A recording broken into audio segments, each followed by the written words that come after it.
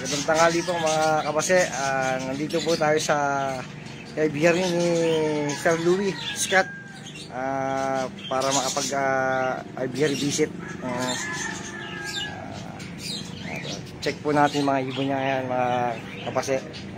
Ito po yung may-ari si Sir Louie. Visit po tayo mga kapase. Ito yung flight niya, kapal. Tapos ito mga kapase, ito yung mga alaga niyang tail. Ayan. So yung mga pakain niya, tatlong klase. Ayan. Ito yung mga pinches niya mga kapase, ang gaganda. Ayan. Ito yung mga pinches ni Sir Louie. Ayan. Ayan.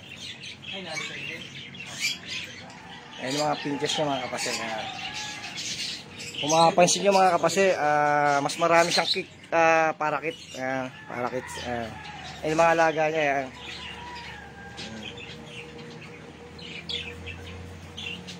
Halos mga may inakay po mga kapase yan. Ito yung tinatawag niya baligtad yung balahibo. Hindi ko alam kung anong tawag dito.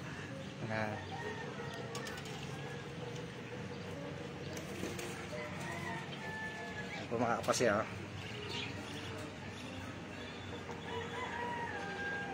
ayan, mga baliktad yung balahibo nila sa likod.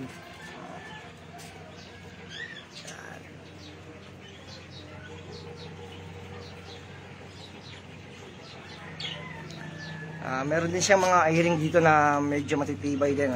Kamukha nito mga kapase. Ito, opapail to. Green opapail, baka dilute pa nga to. Ayan. Ayan ang mga earring niya dito. Ito, yung mga banggaan niya, Lutino by green opa yan. Split opa daw yung Lutino rito. Kaya napakagandang banggaan. Ayan. Ayan po. Ayan mga kapase, ito yung flight niya. Ito yung flight ng mga kapase. Ayan. Halos puno raw ito nung nakaraan. Nabenta na niya yung mga iba. Kaya kaunti na lang yan dito. Ito naman yung mga bagong pababa niya. Ayan. Mga kapase. Ayan. Kung makikita nyo, medyo madami po siya ngayon. Ayan. Ayan.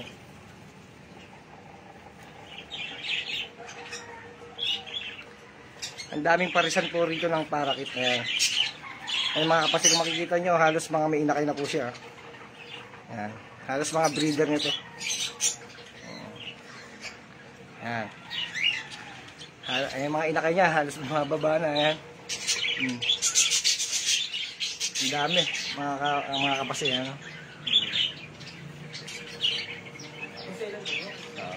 Ito naman mga kapase, medyo maselan daw, kaya hindi muna natin bubuklatin. Pero mga nakakulong dito, mga opapail po to. Tapos ito, wild type. Wild type, yan, mga split opa naman, mga perso na wild type. Yan. Ito yung wild type niya, ito, medyo nakasilip tayo ng isa. Yan. Mga kapase, tingnan nyo po kung gaano kalinis. Yan. Lumipad, yan. Yan po yung mga banggaan niya rito, mga wild type. Yan. Kung makikita nyo mga kapase, napakalinis po. Yan. Ito naman yung may itlog na opapail niya, mga kapase. Yan. Ito po yung banggaan niya na mga earring dito. Medyo mabibigat na rin po kasi opapail. Back to back opapail saka tail palo na split opa po. Yan. Medyo madilim lang po.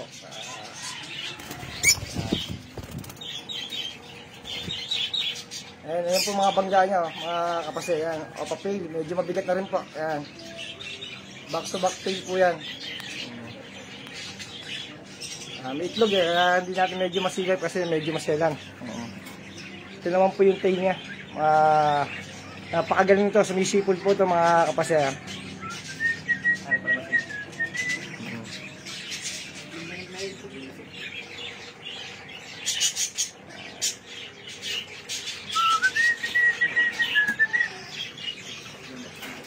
Ito naman po yung sa mga earring natin. Ito po,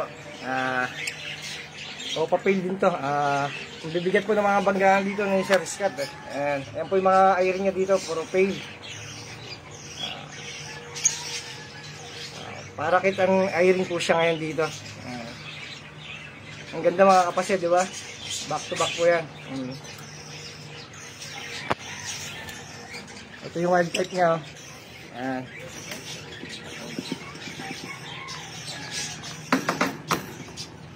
Back to back din po ito mga kapase.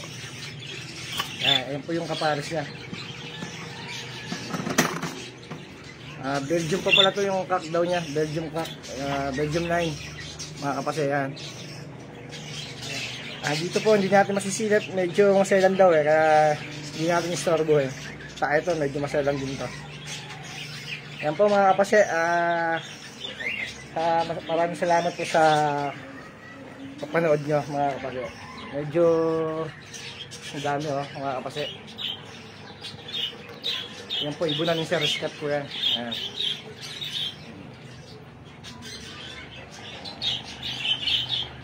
Kasama ko yung pamangkin ko para parang ano ng isang parakit dito. Manghihingi lang kay Sir Scott. Ang ganda talaga ng parsa na to. Papel yan eh, green.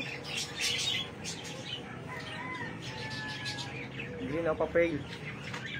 Kapares niya talaga Star Blue Pale Palo na split opa. Yung mga kits naman niya, kits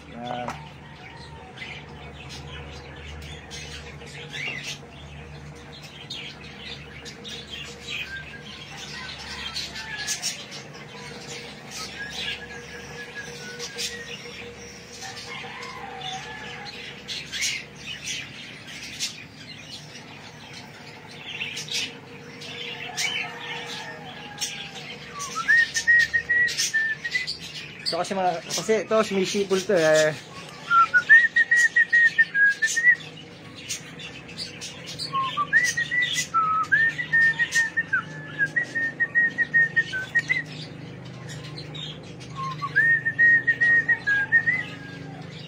Nahihiya eh.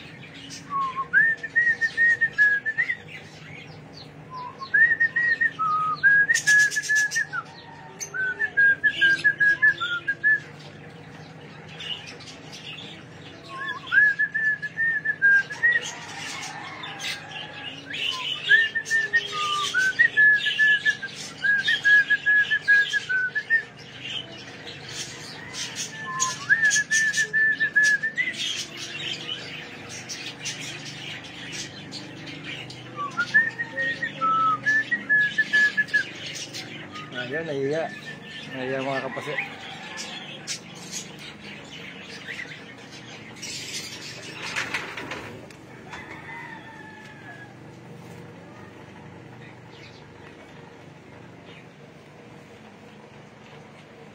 Sana lumabas to para makita natin na wild type din to. Saka ito. Ayan.